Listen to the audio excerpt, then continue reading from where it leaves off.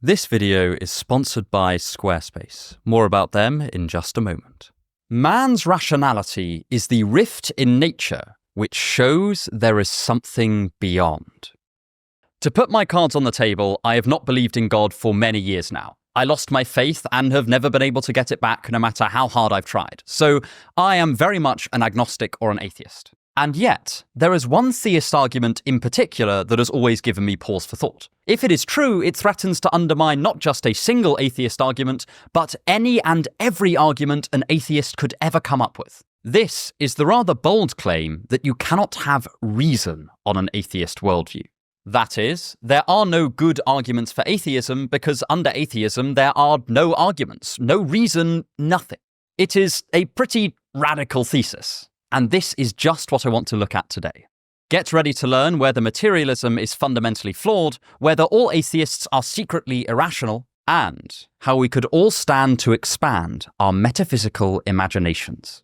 As always, bear in mind that there is a whole field of literature on this argument, and we obviously won't be able to look at all of the objections and counter-responses here. I've taken a very breadth-first approach, as I largely want to get you thinking about the problem and considering whether you think it works. We're not going to solve one of the most interesting debates in philosophy of religion in a 30-minute YouTube video. I'm also going to be using the terms reason and materialism pretty broadly here, probably more broadly than is wise, but if I stop to debate or discuss what they are as well, then we really will be here all year, so I beg your patience in this regard. So first, let's look at the argument itself, and why people think it may spell the end for atheism. But before any of that, I want to thank the very kind sponsors for this video, Squarespace. If you're looking to build a website, then you know it can be a real hassle. First, you have to find a domain name and then construct it, and there's always this nagging doubt that you are messing up and creating something that looks both messy and unprofessional. But this is where Squarespace bursts onto the scene. They compress all of that complexity into a single platform and use ready-made templates to take most of the pain out of website building. They also have a feature called Design Intelligence, which uses AI tools to help you make design choices, which is really handy if, like me, you're not necessarily that technologically gifted and aren't brilliant at graphic design. Head to squarespace.com/unsolicited advice and use the code unsolicited advice to get 10% off your first purchase of a website or domain name. But anyway, back to the video. 1. The problem of reason, a brief summary. Because they are such ubiquitous parts of our existence, we don't often sit back and think about just how absolutely bonkers reason and logic are. For example, let's take an argument like the following. 1. Socrates is a man. 2. All men are mortal. 3. Therefore, Socrates is mortal. The relationship between these statements is pretty special. The third is true as a result of the first two. On the one hand, this is just a consequence of the rules of a certain logical system, where if any P is F and something is P, it must therefore be F. But, with a few exceptions, most people think there is more to it than this. These are not just moves in a game, they are moves in a game which preserves truth. They are what's called veridical. Moreover, it seems like the above argument is not just valid in this world, but in any possible world. In any existence, if Socrates is a man and all men are mortal, then it just seems to follow necessarily that Socrates is mortal. And, even stranger, such an argument can causally change my mind. If I believed that Socrates was immortal and heard this argument, then I would likely alter my position. Thus, there is this strange truth-preserving relationship between the premises and the conclusion. We can say that this relationship is entailment, or say that the premises are reasons for the conclusion. If you think I'm making a mountain out of a very simple observation, you are probably right. But this more long-winded way of looking at the basics of reasoning does have a point. It is to encourage you to treat the phenomenon of reason as if you had just discovered it and were trying to examine and explain it. Reason is so commonplace in our everyday lives that it can easily just become part of the backdrop. But it is worth recognizing that it is, on the face of it, a little bit odd. Nothing else behaves quite like reason. And in his work, Miracles, C.S. Lewis builds an argument from this oddness that claims a materialist atheist view of reality is just untenable. If my equivalents of materialist and atheist there made your alarm bells go off, then good, those are well-tuned alarm bells, and you may know where I will eventually go with this. Essentially, Lewis asks us to imagine a totally materialist world. There are only particles and matter, only extended things, as Descartes might say. There is no purpose or normativity to anything, no mysterious non-physical relations, only material stuff. We may talk as if there are non-physical things, but these are all ultimately reducible to materials. In this world, when someone says, "I feel sad," that is definitely reducible to certain facts about brain matter. And when someone says, "I believe Socrates is mortal because all men are mortal and Socrates is a man," they are simply referring to certain causal relationships between their brain states. That is, the supposed reasoning chain is going to be explained by entirely non-rational causes to do with the brain of the thinker. The rationality of the thought process, the participation of reasons in it, is an illusion that is ultimately reducible to non-rational stuff. Or, as some have put it, under materialism, there are no reasons, there are only causes. Thus, Lewis states the materialist cannot have reason or rationality in their system of the world. Anytime we think a conclusion has been reasoned to, it has just been the result of non-rational causes. The reasons don't come into the story at all. Alternatively, we can put his argument as follows. This formulation comes directly from Victor Reppert's paper on the subject, and I've only made very tiny alterations. 1.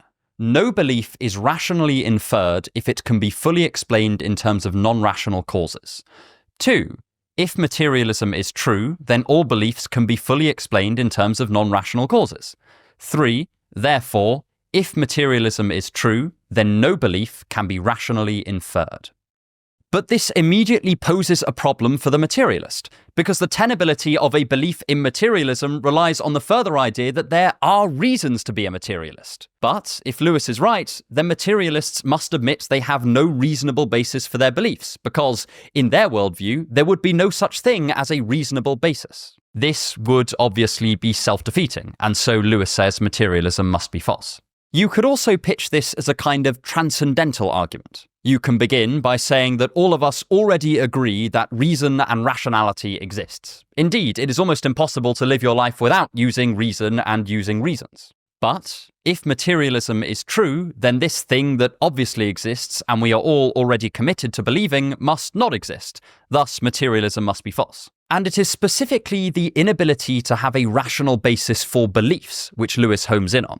In philosophy, we tend to refer to some beliefs as simply having causes and others as having reasons. So if I believe that broccoli is evil because someone that I loved choked to death on a broccoli, then that is a cause for my mental state, but it is not a rational or reasonable one. Whereas if I believe that a particular piece of broccoli will be green because in ordinary circumstances broccoli is green, then that is rational. It is based on reasons and not merely on causes. The chain of mental steps preserves truth to a high degree.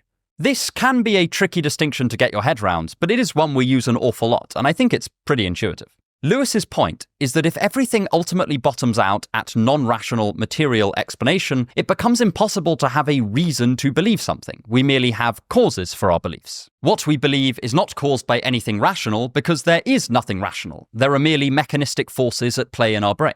But there is no reason to think that these merely causal mechanistic forces would preserve truth. Thus, materialism destroys the very basis on which we believe anything is true or have any rational basis for any of our beliefs. Or, to put it succinctly, if materialism is true, then we have no reason to think it is true. To frame this argument in yet another way, reason preserves truth to a great extent, but causes do not. But on a materialist worldview, beliefs are only caused and not reasoned to. Thus, we would have no reason to think that our beliefs would be true, just that they were the result of some causal process.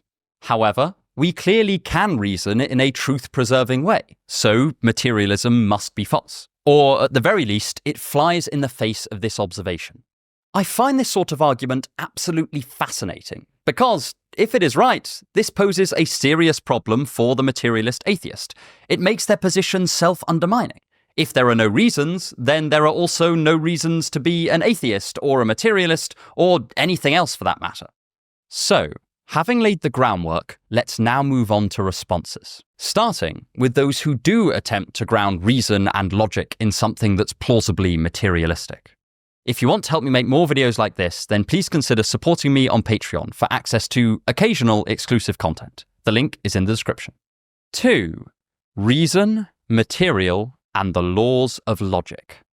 One of the most common ways to respond to Lewis's argument is to suggest that, despite initial appearances, it is perfectly possible to ground what we call reason in something that is plausibly material, or to otherwise suggest that non-rational causes can give rise to a reasoned argument. This is a pretty intuitive response, and it's one that a lot of people unsurprisingly reach for. Arguably, the first attempt to do this comes from Elizabeth Anscombe. She was one of the initial critics of Lewis's argument and claimed that Lewis had massively overstated his case. According to her, Lewis had not shown that reason itself does not exist under materialism, but rather that reason and reasons would not linearly cause our beliefs. But it does not follow from this that the materialist has no grounds for justifying their beliefs. This is a subtle distinction, but an example might help. Imagine that I had a robot that would spit out proofs. I would give it a set of premises and it would follow the rules of classical logic to find the conclusions that can be drawn from those premises. If I gave it the statements, all men are mortal and Socrates is a man, then it would reply with Socrates is mortal. In this case, the robot itself is uncontroversially not thinking in any intuitive sense of the word. It is just following a set of pre-established rules. It is a non-rational causal chain. Nonetheless, the items it creates are reasoned arguments, and we can trust them to be truth-preserving because they are built on truth-preserving rules. For Anscombe, it is not relevant whether the robot had a linear rational cause for its argument. The point is that the argument itself has a rational grounding. That is, regardless of the fact that the causes of the robot's actions are non-rational, we can take the argument and check it according to uncontroversial logical laws and see whether it is truth-preserving. So, if Lewis is right and we have non-rational causes for each of our beliefs, that does not mean our beliefs could not be checked against the standards of reason, and thus have their truth-preserving nature justified. Moreover, on a materialist picture, the apprehension of those standards of reason will itself be a brain state that can be causally efficacious. The reasons may not themselves be causal, but if they correspond to causal states, this would be enough to make the resulting beliefs reliable. This still maintains that there are more and less truth-preserving ways of engaging with the world, and says that is what we mean by reason. Individual reasons and chains of reasoning are then brain states which correspond to certain beliefs and the ways those beliefs relate to one another. We could even appeal to more modern theories which posit that the brain reasons by constructing virtual models of the world, and that the more successful of these models are veridical, and that veridicality explains their success. This does mean that the reasons themselves do not linearly cause the belief, but a correlate of them does, and does so in virtue of that correlation. So ultimately, I will leave it up to you to decide whether you think that's sufficient. The main point here is that Anscombe does not believe that a proposition or argument is justified based on its relation to what has actually physically caused it, but whether it genuinely does reflect a valid logical structure and whether its premises are sound. However, this response does have its own counterarguments. For instance, some have suggested that it in turn relies on a notion of intentionality or aboutness for the brain state that materialism simply cannot account for. And that's all very interesting, but I don't have time to go into it here. Additionally, the theist might then understandably ask, but where do these standards of reason or logical structures come from? Or, as Victor Reppert has put it, if reason's explanations are true, we still need to know why they are true and why reasons exist in a world that is fundamentally non-rational. However, it's worth noting there are a number of routes the materialist could take to try to ground logic in something that is plausibly material, or at the very least, the thing to which logic refers.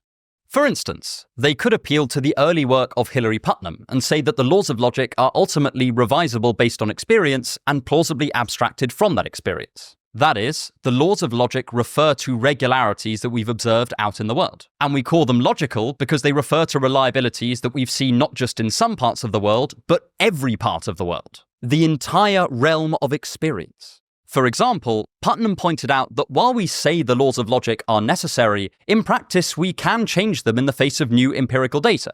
To use his example, the uncertainty principle in quantum mechanics states that certain pairs of properties cannot be known simultaneously, such as position and momentum. But this is explicitly against the laws of classical logic as they were historically conceived. In classical logic, if I say there exists a duck and also there exists a dog, I can say there exists a dog and a duck. But this simply does not hold in quantum uncertainty.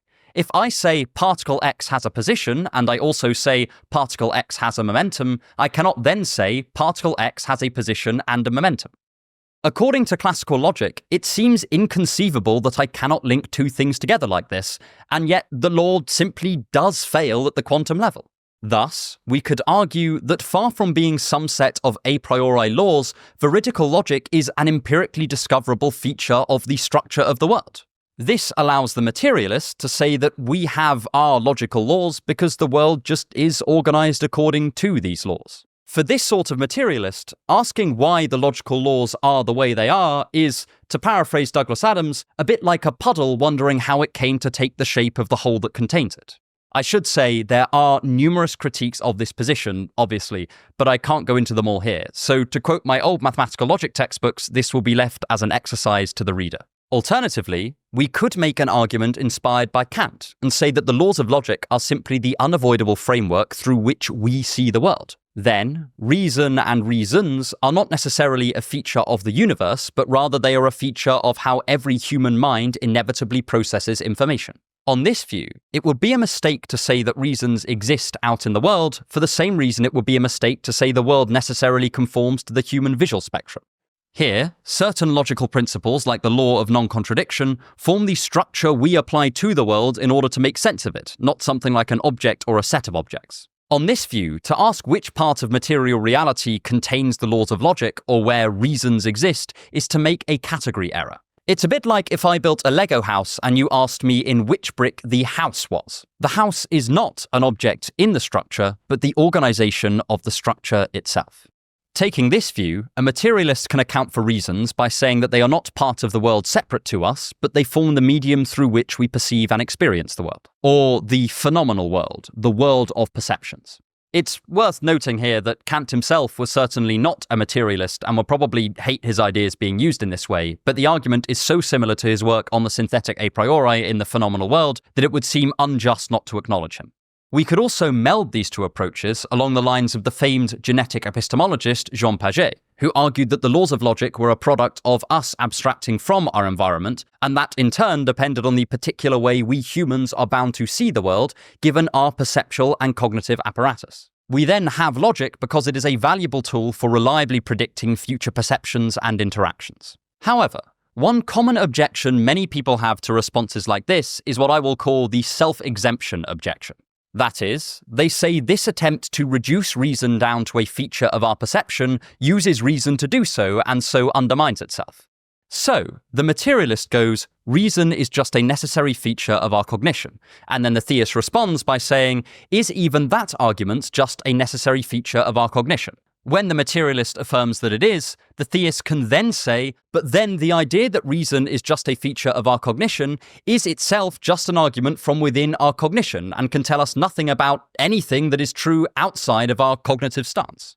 But to convincingly argue that our cognitive processes can track truth, the materialist needs to say something about the world as it actually exists, not merely about unnecessary perceptions or processing of it. Otherwise, they would concede that reason does not actually track truth in the world, but simply tracks the structure we apply to the world. In response, the materialist could argue that this is begging the question. In asking the materialist to step outside of our perceptions and justify logic, they are asking the very thing the materialist has just denied is possible, and so assuming that their position is false at the outset. It's also worth noting that the idea that logic is baked into our cognitive apparatus does have some attractive features. It makes the laws of logic objective and non-relative in the sense that they cannot differ from person to person, and it makes them stable and predictive because our future perceptions will always conform with them. Ultimately, whether you find any of these responses convincing will depend on a couple of factors. The first is whether you're happy for reasons themselves to not be part of the linear causal chain of beliefs, but instead merely brain states which correspond with those reasons. And the second is whether you're happy for these laws of logic to be grounded in either empirical observations or some necessary component of our perceptual and sense-making apparatus. Obviously, there is so much more to say on every one of these points, but I don't want this video to be hours long, so I will regrettably have to move on. But before I do, it's worth noting that the materialist does have a counter-argument to Lewis, which is to say that if God truly did exist and he designed our faculties of reason, why is it then that they are sometimes fallible? As any logic student will tell you, it is entirely possible to make very serious mistakes when doing logical reasoning. But if God exists and is benevolent and designed both our minds and the world, would we not expect there to be a perfect fit between the two, rather than the thousands of years of hard work we have had to undergo to come to our modern understanding of reason and logic? Just some food for thought there.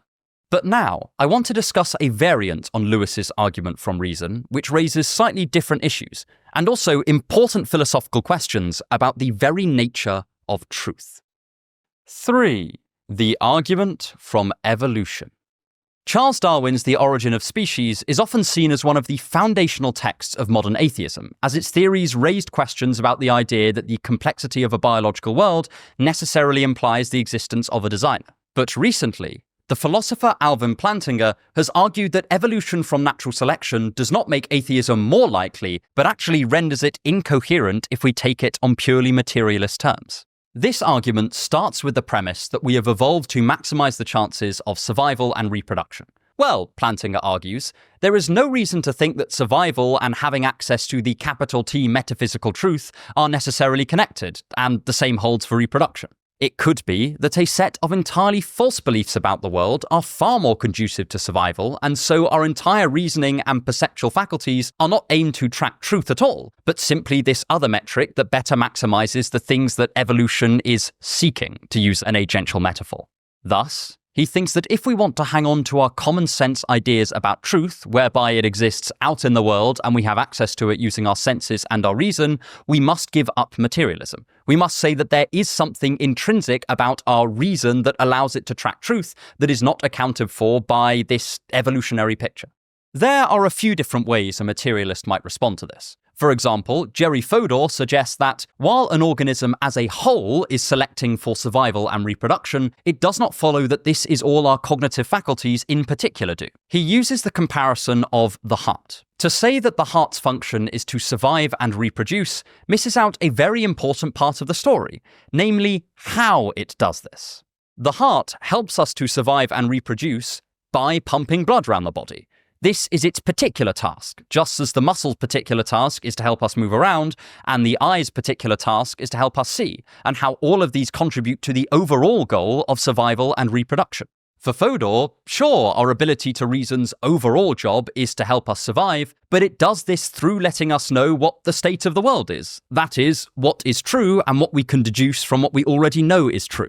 At the very least, he suggests it needs to be shown how exactly a creature could have mostly or all false beliefs, and yet still somehow be well suited for survival. After all, beliefs are a big part of what guides behavior, and if we want to successfully interact with the world, that is, to achieve our aims of survival and reproduction, we better have true beliefs about how the world will respond when we perform certain actions. Or, to use an example, we need to know where the tigers actually are, because if they are there, they can hurt us. As a side note, someone might also take C.S. Peirce's view that, for all intents and purposes, truth is the idealized end of honest inquiry. In this case, it just follows that our reason and our inquiry is adaptive for truth because truth is defined by that reason and by that inquiry. Though this is also very controversial because it's an anti-realist conception of truth, so I'll let your intuitions diverge on how sympathetic you are to this. But either way, Fodor's point still stands.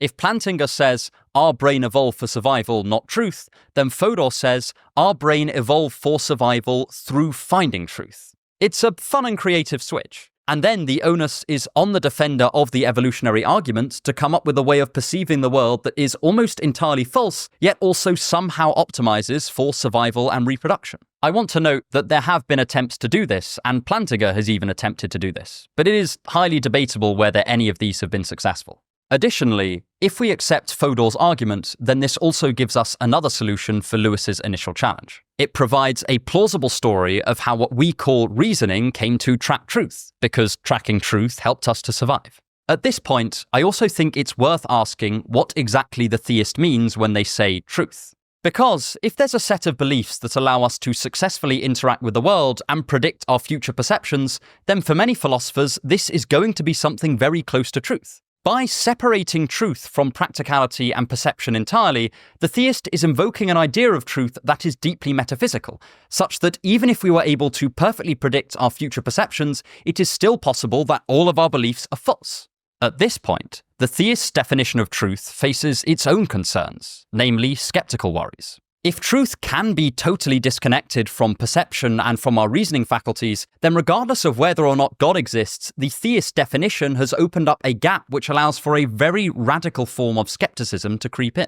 For instance, on this view of truth, we face the re-emergence of Descartes' demon, which can fool all of our perceptions and reasoning into us thinking that it is veridical and preserves truth, when in fact it does not. And at this point, we can arguably charge the theist with a very similar problem as the materialist. Just as the materialist may have no basis for their own reasoning for materialism, the theist then does not have any basis for their reasoning for God, since in order to get to God, they have to be using a reasoning apparatus that they admit is potentially totally unreliable. In effect, God must then be assumed, not argued for.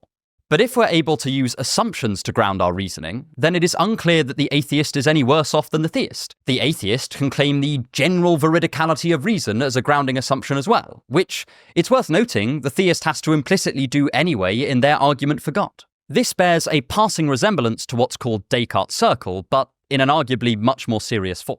I want to note again here that there are responses for this. This is very much an unfinished conversation. But I bring this up because I think it does raise a general difficulty when talking about questions like what grounds reasoning. I would suggest that any answer to this is almost certainly going to be circular, because we're going to have to use reason to get there. We have no choice. It's the only game in town.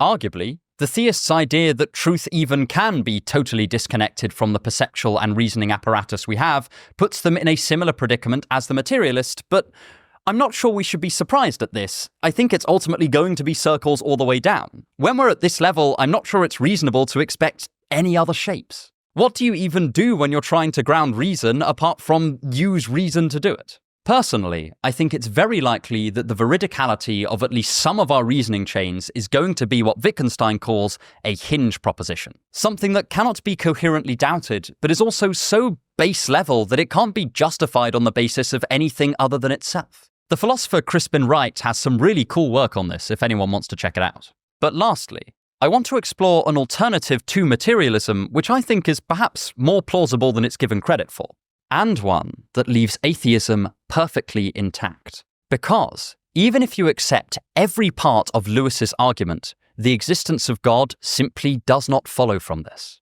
So, let's see why. 4. Non-Materialist Atheism. In a recent video by the underrated YouTube channel Emerson Green, he points out that in modern popular discourse, we often use the terms atheism and materialism as if they are totally interchangeable. Lewis arguably falls into this trap as well when he suggests that if his argument from reason succeeds, then this is good evidence for God's existence. In his video, Green largely talks about the examples of non-materialist atheism from the philosophy of mind, but I want to expand upon this point, because there is a whole world of non-materialist atheism to explore, and a lot of it is far less ridiculous than you might first think. I'll link Green's video in the description, and I highly recommend that you check it out. First of all, let's define theism, because I think the term can get easily confused. For example, atheists often claim that modern theists are themselves atheists about Zeus, Odin, Thor, and every other pagan deity, and that the atheists just believe in one god fewer. But I would argue that these figures are importantly different from how many modern theists conceive of their deity, particularly in his philosophical role. I'm using the term modern theism criminally broadly here because it arguably stretches all the way back to St. Augustine and probably before then. But we'll just have to deal with that. What I'm calling modern theism tends to largely employ God as a sort of metaphysical base point for the rest of reality. That is, God is necessary, eternal, and his nature defines important qualities like goodness, truth, being, and reason. He is also agential, but in a very different sense than you or I might call ourselves agential. He has a will, but that will is necessarily determined by his nature, which is fixed. He is considered the end point of all explanation, the thing upon which everything else is based. This makes him importantly different than, say, the Greek pantheon. For example, in Plato's philosophy, there are gods, but but they do not do any of the grounding work that modern theism employs God to do. These gods are essentially very powerful, very good people. And most ancient Greek conceptions of God don't even have the very good part. In the Republic, Plato explicitly criticizes the conception that the gods can commit immoral acts, so that must have been another idea of the gods that was held in Athens at the time. Importantly, Plato did not think that the gods defined goodness, but instead were good because they in turn reflected the form of the good, which was a kind of metaphysical standard for goodness that existed non-materially. The form of the good is not conscious, it does not act, and it does not cause anything. Instead, it is merely the thing in virtue of which all good things are thereby good. Plato's philosophy has forms for all sorts of concepts, like shapes, animals, and more. But the important thing here is the explanatory apparatus he uses. He thinks that something cannot be explained materially, but instead of positing a god, he posits a non-conscious abstract objects. In his view, gods do not ground anything, but are themselves grounded in the forms. Thus, in the sense of theism just described, Plato is essentially an atheist. But he is certainly not a materialist. He proposes the existence of non-agential, immaterial things and has them do the work that theists often assign to God. Positing Platonic abstract objects is also prominent among atheist philosophers of mathematics. For example, Wilfred van Orman Quine, which is a brilliant name, posed an indispensability argument for the existence of abstract mathematical structures. Essentially, he argued that since mathematical objects like the real numbers and the complex numbers are indispensable to the construction of our best scientific theories, we should believe in their actual existence. But since we cannot find, say, the real number line in the material world, and indeed it would be impossible to render it physically given that it is not just infinite, but uncountably infinite, then they must exist outside of our material reality. Thus, Quine was a Platonist about mathematical objects for the same reason that most people believe the world before 1800 existed. Although no one alive has directly observed the world before 1800, our best theories about how the world came to be the way it is rely on existence predating 1800. So, we believe in it because it is indispensable to us. If we did not, then a whole host of observations and theories cease to make sense, like carbon dating or evolution by natural selection. In this way, despite having never directly seen it, we all believe in the world before 1800. Quine suggests that if certain mathematics is indispensable to our best scientific theories, then we should conclude that the objects of maths exist by the same token. Another important thing to note here is that Quine is an atheist. He is not saying God is indispensable to our best scientific theories, just that mathematical objects are. This is a non-materialist atheist position. And if you're not sold on any of the solutions we've looked at so far, you might be able to solve the argument from reason in a similar way. Lewis is, in effect, claiming that reasons are essential to our best understanding of the world, but that materialism cannot account for them, so materialism must be false. But, as an atheist, I can accept every bit of that argument and still not conclude that God exists. I would simply be an atheist who rejects materialism. There is no necessary connection between the existence of non-material reasons and the existence of God. Just because God has been used to ground these things does not mean that his existence is necessary to ground them. We could have a Platonist story about reason and logic. But hang on, you might say. Surely this hugely inflates our metaphysics. And to an extent, you would be right. However, I would argue that we only need to posit quite a thin kind of existence for logical laws or for reasons to solve Lewis's problem. Thin existence is a philosophical notion where something exists but does not have many other qualities or necessarily do all that much. For example, if I'm positing the existence of my desk, then this entails certain things. It means that I have a surface I could potentially put my cup of tea on, or I could carry it and move it around. It implies it has further physical qualities like solidity, shape, and color. There is a lot of extra stuff that comes with the proposition that my desk exists, but this is not necessarily the case for our non-materialist atheism, because we are positing only what is strictly necessary to ground the existence of reason. That is, plausibly, the mere existence of logical laws that can be instantiated in the world and that we can apprehend. But this is far less metaphysics than most forms of theism. It does not imply the existence of a supreme being or even many properties for the non-material objects other than that they must be there, since without them, reason would not exist. We are sticking just to what Lewis's argument would directly imply if it is correct, that something non-material is behind reason and logic, and no more than this. It is a sort of Occam's razor approach. If we must have non-material stuff, let's have as little of it as possible, but if it is indispensable, then there is no getting around the fact that it must exist. Of course, you only need to appeal to this if you're dissatisfied with all of the solutions we've already looked at. I think some would argue that this is an ad hoc response, but I disagree. It is merely using an alternative, already well-grounded philosophical theory to solve Lewis's problem, without the need to invoke a deity at all. And I wanted to end on this point to combat a common false dichotomy that is often drawn in theological debates online. It is often outright assumed that you either must be a materialist atheist or you must be a theist, but that there are no intermediary positions between these two poles. But this is simply not the case. There is an awful lot of room for non-materialist atheism, and in fact, a form of non-materialist atheism is often very well placed to respond to the critiques of theists if you are unhappy with the materialist answers to them. By not acknowledging this, we are discounting a whole range of possible positions by fiat for no real reason. My overall point here is that we can broaden our metaphysical imaginations somewhat. If you are not happy with the materialist accounts of certain phenomena like mathematics or reason or anything else, it does not follow that the thing grounding these must be God. And to ignore this is to conduct the entire discussion with philosophical blinkers on. But I'd be interested to know what you think. How convincing do you find the materialist accounts of reason? And what do you think of non-materialist atheism as an option? And if you want to learn what I think is the main problem with a lot of arguments for God, then click here to watch me use David Hume to do just that. I hope you enjoyed this video and have a wonderful day.